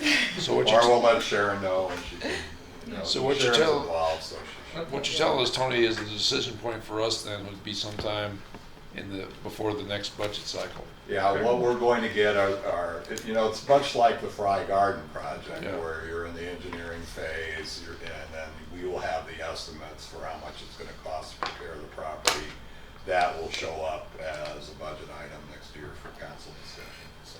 Okay. So, anything else for Chuck on the executive report? Okay, we're over time, but I'm gonna ignore that for a minute. Recent reports on trips, meetings, future meetings. You know, I wanna ask who plans to go to the league meeting on the third week of August, whatever it is. Okay, and I would recommend if you haven't gone, you need to at least go on the league website and look at what's on the schedule and see if there's things there that you think could be a benefit. And because it's in Tucson, it's not tough to drive up, attend, and drive back. You don't necessarily have to stay in the motel, but again, I would encourage that because there are usually a number of good things that'll make you more effective as a council person. I'll second that.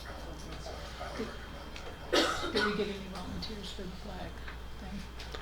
Well, yeah, I'm not going to worry about they open the ceremony with a parade of flags. Is that what they call it? Is it like a city flag? Yeah, well, you carry the city flag and We have they a introduce you. Yeah, they introduce you, and that's a whole big one ceremony. upstairs. And we need somebody to be the flag I'm bearer. trying to get William to hold it, and I'll just walk alongside. Do that. Well, we got three new council people. Yeah, I mean, I'll walk As with William. Carolyn. yeah. So She can drag it we'll get that figured out.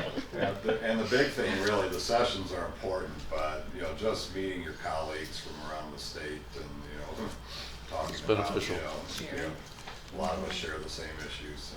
Okay. It's good to talk to them. Can I ask, well, I guess we can chat later about it, but I'd be interested to bring the youth commissioners to the Youth Day, Arizona League of Cities and Towns Youth Day. Well, you can check and see what the program is. And in fact, we've sent youth commissions up if they're interested in going before. Yeah, we have brought done it it up to before.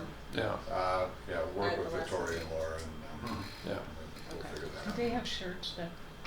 Yeah. No. Okay, we'll get them outfitted somehow. We've done it before. Okay. Anything else on trips, future trips? Mayor, Meetings? Victoria and I, were at the Arizona City Management Association conference in Tucson last week. So obviously there's a number of issues there, but I can definitely share in a meeting I had with my colleagues, PRS is very much on the forefront of everybody's mind. And As we it should had be. presentations on that. And I think a lot of the cities and some of the things we've done in terms of the financial side of the house and having a financial policy to address, the unfunded liability is important. And I think a lot of cities are on pace to implement a lot of those items. But really, it's turning now more towards what can we do operationally to positively impact that. I met with Brian today on some ideas, and some of them we've already implemented in terms of, having, paramedics on ASRS as opposed to PSPRS. And so, and that's actually a place where we're a leader, but I think there's other things we can do, and hopefully we'll have more sessions about that going forward. Hopefully the league will be addressing this as well, so. Anything else on this? All right. Then we'll move on to board and commission updates. Gwen, you got an issue you want to bring forward? I do, yes. We've received a recommendation from the Environmental Affairs Commission, two of whose members, the chair and another member, are present here today to answer any questions or do any explanations. Everybody received a copy of the recommendation. Do I need to read that? No, it's here. It's the in short. front of That's the us. short one here, right? The short one, requests the Arbor City Council support in expeditiously identifying a USPP member agency to take the lead in approving and implementing a plan. You all can read it. I don't need to read it out loud unless you want me to. So that's the recommendation. Everybody can see it. And so it's open for discussion and questions to EAC members who are here. Yeah, I'm gonna go ahead and start, if you don't mind. This is a very important subject, obviously. The request here is a very simple request that appears on the surface that would be actionable. The problem the question I would ask is, if it is simple and as identifying one member agency to take the lead, why hasn't it been done? Okay, so why hasn't it been done? It hasn't been done because no federal agency that sits at the table of the Upper San Pedro Partnership has the authority. None of the representatives sitting there in the room have the authority to commit. I should say state and federal agencies have the authority to commit to lead in this process. They don't have the authority to do that. The cities, towns, counties, and Hereford Natural Resource Conservation District don't have the resources to be able to do this effectively. That's why from, I'm not sure what the date is here, I'll just use 2011. That's why from 2011 on, nothing has really been done by the Upper San Pedro Partnership to restore the sustainable yield of the Upper San Pedro Partnership. What needs to happen is, I think, and the way we've proceeded, is to work with the Interior Department, who should be responsible for the Upper San Pedro Partnership. And that's one of the reasons we visited them. We're trying to identify the specific persons in the Interior Department that would have the authority to provide the funds to be able to do this, because that's what we're talking about. We're talking about an agency that's willing to put forth the funds, and the only agency of the federal government on a regular basis who's put forth funds has been USGS, and that's been for monitoring only, not to resolve the issue. This issue will not be resolved by one agency taking charge. We need to talk specifically with and identify those people who are responsible at the Department of Interior. We tried to do that in February, March, when we went back there, and the suggestion from the DOI was work with the state director, and the state director we've had work with him in the past, but again, he would have to propose in his budget the money necessary to provide what we need to be able to do this and do it on a recurring basis. So our issue really is identifying the right people at the Department of Interior and realize that they are responsible for the SPRNCA, which is their reservation. And they're not willing at this point yet, until we get the adjudication done, and until now the plan, I guess the plan is now approved, but they haven't asked for any funding to support the plan. And they're way behind on doing those things. They also have other issues that are political issues, like Mr. Trump has decided to move Interior to Denver. So we will. It's going to be very interesting to how they reorganize. The other issue is there are a number of Trump appointments that have not gotten through because the opposite party is dragging their feet. So who do you go talk to make a decision? Who do you go talk to get the authority to do this? That's where the real challenge is, and it's not a member who is sitting across. It's not a representative of an agency who's sitting across the table from us. Chuck, did I pretty much explain the predicament here we're in? Well, Mr. Mayor, I think, when you talk about federal funding, probably most of the federal funding that's come through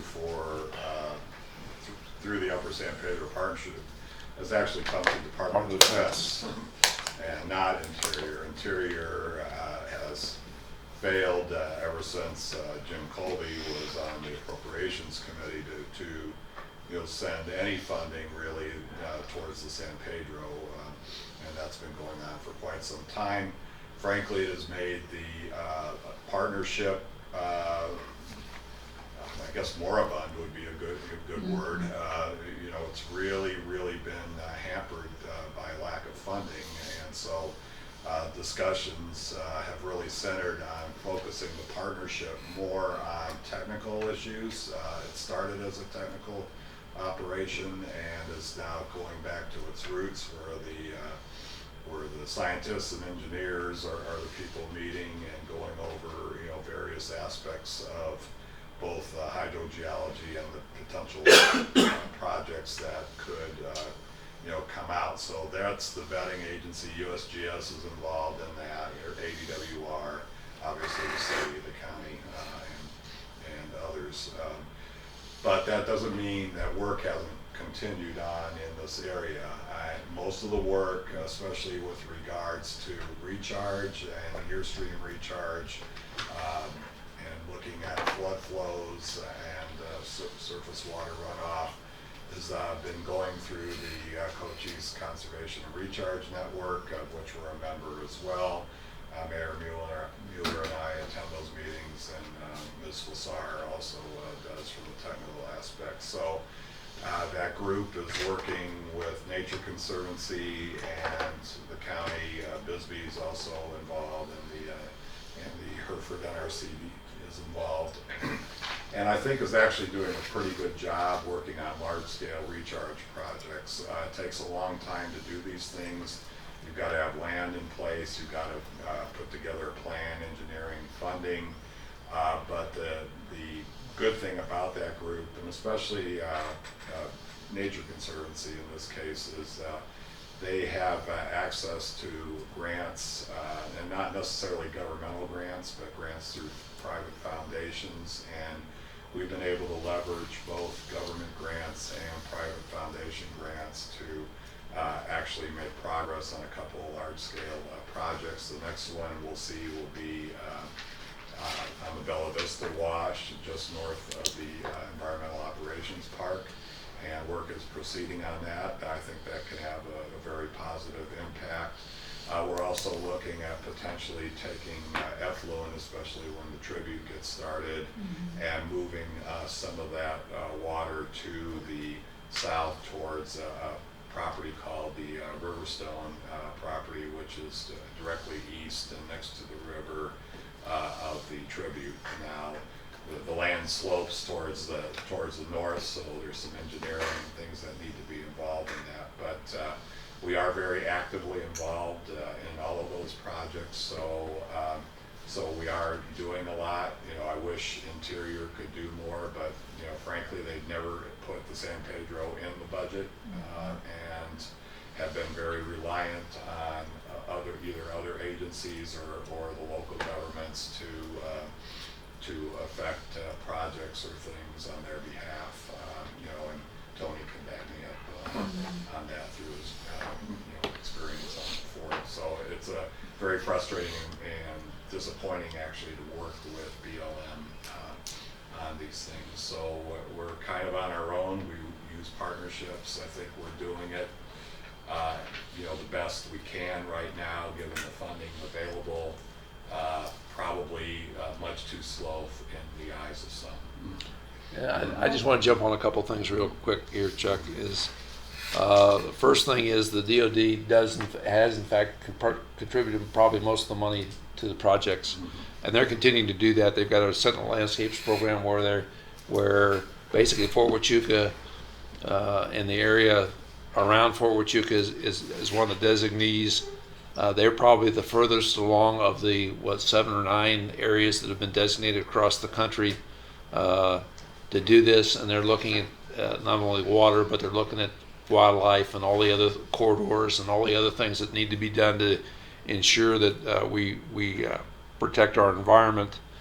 And they'll continue to lead that, and we're in that process as well. Again, that's something that not only Sharon attends, but Brooke from the Nature Conservancy also does, and we've been able. Initially, they did not have water as one of their lead concerns, and we were able to get that established through that. So we're working that as well. When we talk about the military, obviously potential for future BRAC comes into concern and should be a concern for our community, and it's something we're also looking at. But I will tell you, since the previous BRAC and us being known for a water issue, we have worked diligently to make sure that the Pentagon understands exactly what's going on, so they're not in the mindset that it's as bad as it was. When we go to the Pentagon, the first thing they say, "Oh, you're from Wichita, where they get a water problem." Well, we don't get that anymore because we've done a very good job of telling exactly what we've been able to accomplish and what's going on. That doesn't mean there isn't more to do, obviously, but when we look at the other, since we were highlighted, other installations and the issues at other installations, everything from water to wildlife to everything else has come up. So even though I think we ranked 20 in the last BRAC, I would be willing to bet you there were a number of installations that were ranked ahead of us, that because now their environmental issues are known and their environmental problems, and the latest one is the aqueous foam stuff that goes off the flight lines that are polluting the water. That's the latest one, and unfortunately we don't have that issue. But again, those kind of things that the Army's become more aware of and more sensitive to. So my guess is we would be probably ranked higher than 20th if we had to go through another BRAC. So I am really more concerned about the Congress using sequestration in their budget than I am about a BRAC situation. So, Chuck? And hopefully the budget deal addressed sequestration, so that was very positive news for us. These are tough issues. They require money, and we try to take the opportunity to find funds when we can, and try to focus them on projects. Again, the CCRN is probably our best hope of really implementing some meaningful projects to continue to address the issues. So, and we work that all the time. So. Well,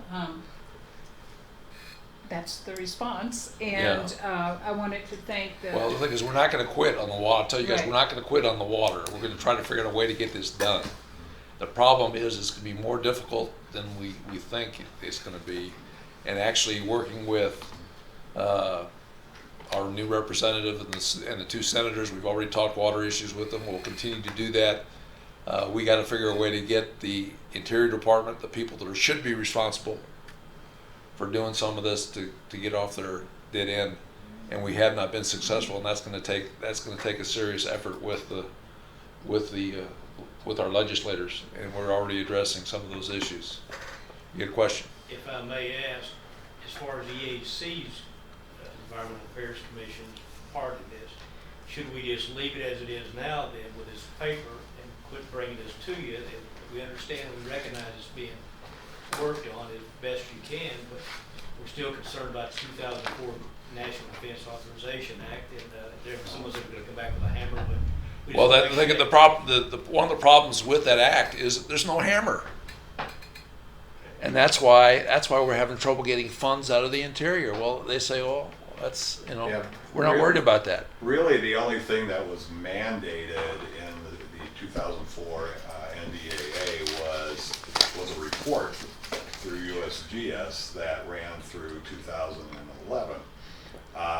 It also took care of some issues pertaining to the Fish and Wildlife Service and the biological assessment, biological opinion process that were negatively impacting the fort and the community, which was a big help. The trade-off was doing this report. But I worked very closely with Senator Kyle and Congressman Colby at the time, and Senator Kyle told me personally that they had no enforcement in this for a reason, and it was the only way they could get it through. So there is no enforcement on this. So I think fears about using the 2004 NDAA against us in a BRAC would be unfounded. Well, Section 321 of that 2004 National Defense Authorization Act contains a very specific provision for requiring the restoration and sustainable yield of regional aquifer by and after 30 September 2011. And that is in section, Well, I don't dispute that. But what I'm saying is, they didn't say that Interior is responsible, Sierra Vista is responsible, the coalition is responsible, and who's going to pay for the funding. None of that was discussed, and none of that was mandated. So there's no hammer there, Gene, and that's part of the problem. it mandated that that be done, and it hasn't been done. And With- from our perspective, we don't see anybody in the city concerned with it. That's not right, Gene. What is- How can you say that? Well, what has I'm been, sorry, I don't usually speak up like this, but how can you say that? well, what has been done? I understand too. I think what the issue here too, though, Gene, is maybe we're just not as aware of all of the things that have been mentioned today, all the things that are being done. And I think it really is unfair to say nothing has been done, because there's so much that's being done. And I think maybe just recognizing all the efforts that have been made along the way to meet as closely as we possibly can. I think the mayor explained it very clearly. And your question about should EAC kind of let this go now and build on its awareness of what is happening is what EAC can do now. Otherwise, I just, on this, we've met on this about 4 times now, and I just don't think there's any more I don't EAC agree can with do. what Gene is saying either. I think things are being done, but we want Well- to know, is there anything going Well, to be carried on? my concern is we need to give you feedback from these meetings we have with Interior and let you know whether we're making progress or not, whether we're working with the state director, et cetera. That would be appreciated. And we need to let you know that. We probably haven't done a very good job of that in the past. Obviously, when we have to go through the strategy, and this is, unfortunately, I would love to be able to have somebody step up and say, hey, we got the money, or we're willing to get the money to go ahead and do this. I would love to hear, I love somebody saying that, but that's not going to happen. We're in fantasy world if we think that they're gonna volunteer to come up and do that when they haven't done it since what, 2008. Yeah. Chuck, I don't know. I have to go back and look to see what the exact year is, but it's not happening. Interior is not taking responsibility like they should. I will share with you that we had to fight with the previous administration to try to get EPA to actually fund the Huachuca City to the post-water project, which EPA got away with not funding, and the Defense Department had to come back and fund it. There's a whole history of fighting with different elements and trying to get people to do what they need to do. And we haven't, I will tell you, we haven't been successful because the fact that there is not a requirement, a hard requirement, enforceable requirement that establishes the goal that Gene keeps bringing up. And who's going to address that?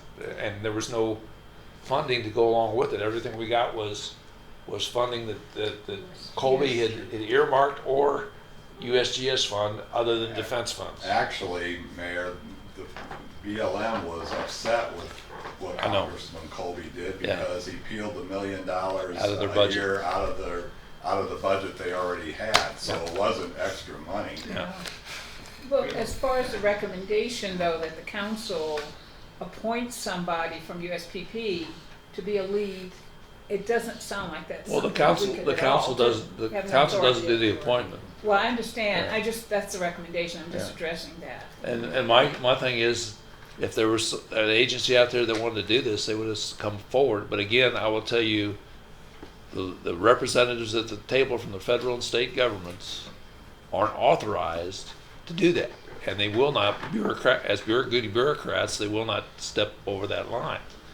And the cities, county, state, well, the state might have it. Cities, county, and the Hereford Natural Resource Conservation District don't have the resources to be able to take on the task, quite frankly. Well, I certainly understand the fact that there's no money appropriated to do certain things. But the thing is, we have to get with Interior to get money appropriated. That's the problem.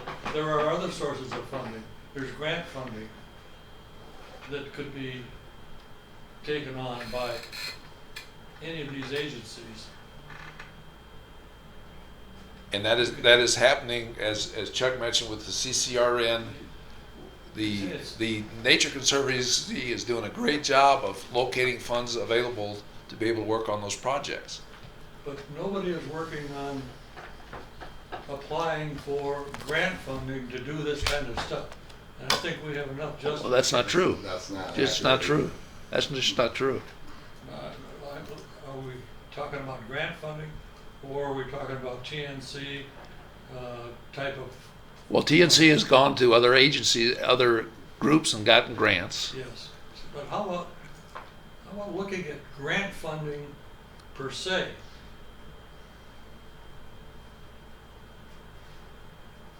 I don't understand. Grant funding specifically to meet the what's the phrase you said here? Grant funding to do the detention basins that were identified to the city and a plan for restoration of sustainable yield of the aquifer. We recommended to the city in 2017. Okay, and that's a separate issue, and that issue specifically is that there were other projects that had greater yield than those projects. Greater yield. In being able to further sustain the river. The yield on those detention basins, and I agree eventually we need to do them. I don't disagree with that, but that was something that was shelved because we had other opportunities to put grant money toward that provided a greater yield. Well, Mr. Mayor, and I'm about done with this discussion unless the council has anything. Well, and also the science too, with regards to what to do with the water, has changed over time, which is one good thing that the partnership does do. It's not going to be the lead agency anymore for funding projects or anything like that. That hasn't been occurring for a long time. But we now know that bringing water and stormwater recharge closer to the river helps the river more than upstream projects. And that is what the CCRN is engaged in, and that is what we are working diligently on and meet very frequently on. But the problem is, Okay, does the council, excuse me, Mr. Fenstermacher, does the council have anything else on this item that you want to discuss? Because we could go on for ages, I'm sure. Okay, item G is future discussion items and council requests. Yes, sir. Several of us got to go to a ribbon cutting at Port Royal with the Chamber of Commerce. And we got to looking at their meeting area, meeting space, and we talked to the apartment manager, if you would. And one of the things Gwen and I came up with and we're talking about was doing meet and greets at different apartment buildings in their community rooms, that we could focus on different areas of the community that way. They were very receptive. They have other properties here in Sierra Vista. So I just wanted to bring it to the council's attention. It's a way to get us maybe 2 meet and greets throughout the month where we can discuss things like annexation in a certain area, where we can actually take the problem or take the issue to them and hear from them what their concerns are. Instead of waiting and being reacted to, and we can go out to certain areas where they would host us. Well, I think that's great that they would host you, but I will tell you, having been around the block a couple of times on this issue, we did do similar things a number of years ago, and after about the 4th meeting, the first meeting was good. We had a good neighborhood representation. The second meeting was okay. About the 4th member, we saw the same 6 people that were at the first meeting. We were at and we moved around town. So that can happen. So don't be surprised. I'm not discouraging you. No, I understand. But One thing we kind of just needed was, did council want to pick a certain day? And maybe we could do this through Jill, where we pick a date and time and see who could attend.